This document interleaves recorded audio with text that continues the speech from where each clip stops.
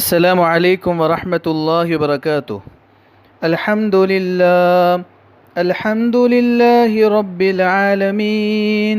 الصلاة والسلام على أشرف المرسلين وعلى آله وأصحابه ومن تبعهم بإحسان إلى يوم الدين. أما بعد، فقد قال سبحانه وتعالى: بسم الله الرحمن الرحيم.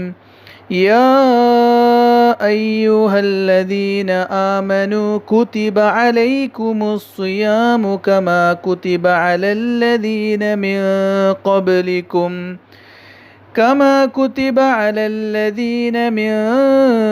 قبلكم لعلكم تتقون.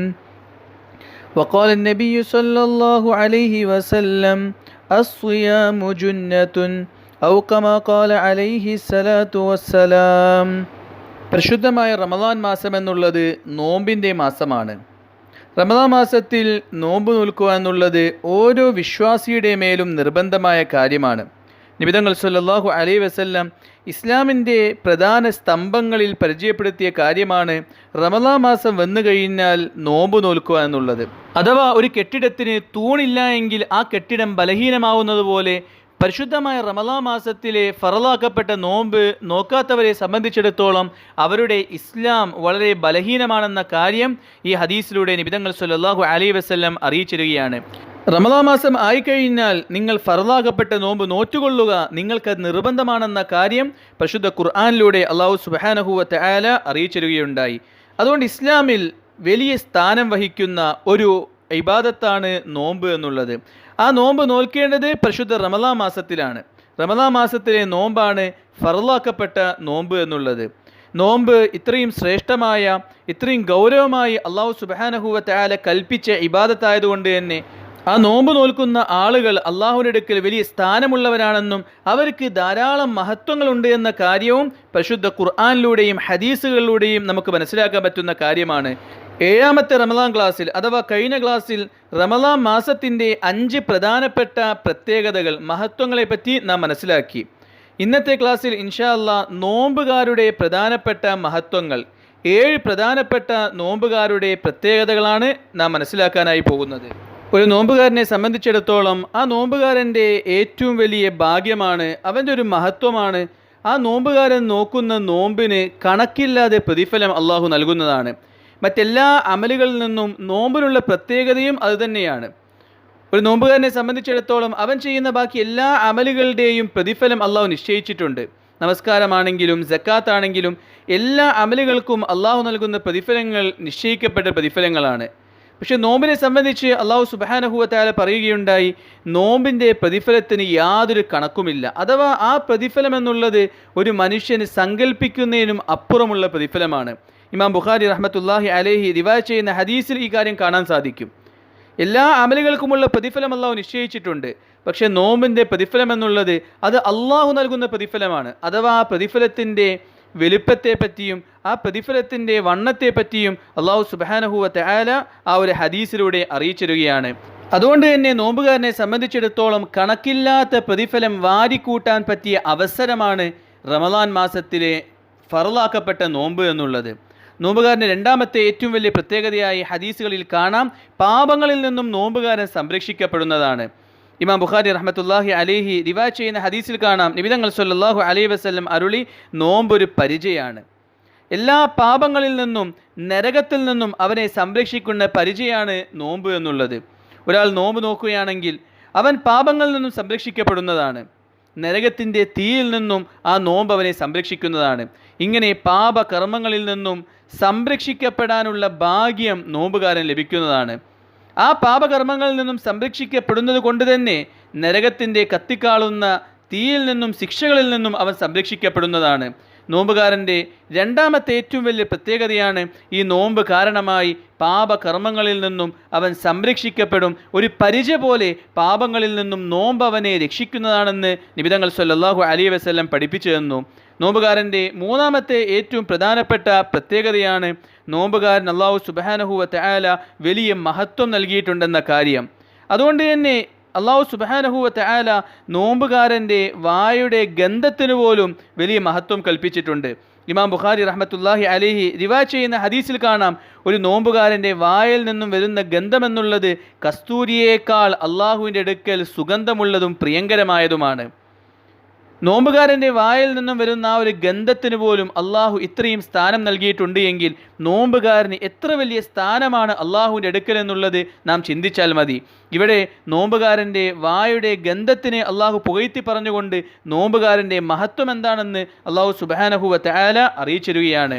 അതുകൊണ്ട് തന്നെ നോമ്പുകാരെ സംബന്ധിച്ചിടത്തോളം അള്ളാഹുവിന് അവരോട് വലിയ സ്നേഹമുണ്ടാകുമെന്നും അള്ളാഹുവിൻ്റെ അടുക്കൽ അവർക്ക് വലിയ സ്ഥാനമുണ്ടാകുമെന്നും അള്ളാഹുമായുള്ള അടുപ്പം നോമ്പുകാരനുമായി വർദ്ധിക്കുമെന്നും ഈ ഹദീസിൽ നിന്നും നമുക്ക് മനസ്സിലാക്കാൻ പറ്റുന്ന കാര്യമാണ്. ഒരു നോമ്പുകാരൻ്റെ നാലാമത്തെ പ്രത്യേകത എന്നുള്ളത് പരലോകത്ത് അള്ളാഹുവിനെ കണ്ടുമുട്ടുന്ന സമയത്ത് നോമ്പുകാർക്ക് വലിയ സന്തോഷമായിരിക്കും. ഒരു മനുഷ്യൻ്റെ ഏറ്റവും വലിയ വിജയം എന്നുള്ളത് പരലോക വിജയമാണ്. കാരണം ദുനിയാവിലെ എല്ലാ അനുഗ്രഹങ്ങളും എല്ലാ വിജയങ്ങളും താൽക്കാലികം മാത്രമാണ്. പരലോകത്തിലെ വിജയം ഒരിക്കലും താൽക്കാലികമല്ല, കാലാകാല വിജയമാണ്. അതുകൊണ്ട് പരലോക വിജയമാണ് ഏറ്റവും വലിയ വിജയം എന്നുള്ളത്. ഒരു വ്യക്തി പരലോകത്ത് അള്ളാഹുവിനെ കണ്ടുമുട്ടുന്ന സമയത്ത് സന്തുഷ്ടനാവുക എന്നതിൻ്റെ ഉദ്ദേശം പരലോകത്ത് അവൻ വിജയിക്കുമെന്നുള്ളതാണ്. പരലോകത്ത് അവൻ വിജയിക്കുന്നതും അള്ളാഹു സുബ്ഹാനഹു വ തആല സ്വർഗ്ഗം അവന് നൽകുകയും ചെയ്യുന്നതാണ്. അവനെ തൃപ്തിപ്പെട്ട രീതിയിൽ പരലോകത്ത് അള്ളാഹു സ്വീകരിക്കുന്നതാണ്. ഇങ്ങനെ പരലോക വിജയത്തിന് കാരണമാണ് ഒരു നോമ്പുകാരൻ്റെ നോമ്പ് എന്നുള്ളത്. നോമ്പുകാരനമായി പരലോകത്ത് ഉന്നതമായ വിജയങ്ങൾ ലഭിക്കുന്നവനും സന്തുഷ്ടമായ രീതിയിൽ അള്ളാഹു തൃപ്തിപ്പെട്ട രീതിയിൽ അള്ളാഹുവിനെ കണ്ടുമുട്ടാൻ സാധിക്കുന്നതായ അവസ്ഥയിലോട്ട് എത്തിച്ചേരുന്നതുമാണ്. ഒരു നോമ്പുകാരൻ്റെ അഞ്ചാമത്തെ പ്രത്യേകത, അവൻ വലിയ ആദരവോടുകൂടിയും ബഹുമാനത്തോടുകൂടിയുമായിരിക്കും സ്വർഗത്തിൽ പ്രവേശിക്കുക. അഥവാ സ്വർഗത്തിൽ പ്രവേശിക്കുമ്പോൾ വലിയ ബഹുമാനവും ആദരവും അവൻ ലഭിക്കുന്നതാണ്. നബി തങ്ങൾ സല്ലല്ലാഹു അലൈഹി വസല്ലം അരുളിയതായി ഇമാം ബുഖാരി റഹ്മത്തുള്ളാഹി അലൈഹി റിവായത്ത് ചെയ്യുന്ന ഹദീസിൽ കാണാം, നോമ്പുകാർക്ക് വേണ്ടി സ്വർഗത്തിൽ പ്രത്യേക കവാടം തന്നെയുണ്ട്. ആ കവാടത്തിൻ്റെ പേര് റയ്യാൻ എന്നാണ്. അതിലൂടെ നോമ്പുകാർ മാത്രമായിരിക്കും പ്രവേശിക്കുക, മറ്റാരും ആ കവാടത്തിലൂടെ പ്രവേശിക്കുന്നതല്ല. ആ കവാടത്തിൽ നിന്നും വിളിക്കപ്പെടുന്നതാണ് നോമ്പുകാർ എവിടെ എന്നിട്ട് പറയപ്പെടുന്നതാണ് ഈ കവാടത്തിലൂടെ നോമ്പുകാരല്ലാതെ ആരും പ്രവേശിക്കുന്നതല്ല. അങ്ങനെ എല്ലാ നോമ്പുകാരും ബഹുമാനിക്കപ്പെട്ട നിലയിലും ആദരിക്കപ്പെട്ട നിലയിലും ആ കവാടത്തിലൂടെ സ്വർഗത്തിൽ പ്രവേശിച്ചു കഴിഞ്ഞാൽ ആ കവാടം അടക്കപ്പെടുന്നതുമാണ്. പിന്നീട് മറ്റാർക്കും ആ കവാടത്തിലൂടെ പ്രവേശനമില്ല. ഇങ്ങനെ നോമ്പുകാർക്ക് പ്രത്യേകമായി സ്വർഗത്തിൽ പ്രവേശിക്കാൻ കവാടത്തെ നിശ്ചയിച്ചുകൊണ്ട് നോമ്പുകാരെ അള്ളാഹു പരലോകത്ത് ബഹുമാനിക്കുന്നതാണ്. വെറും സ്വർഗം കൊടുത്തുകൊണ്ടല്ല അള്ളാഹു ബഹുമാനിക്കുന്നത്.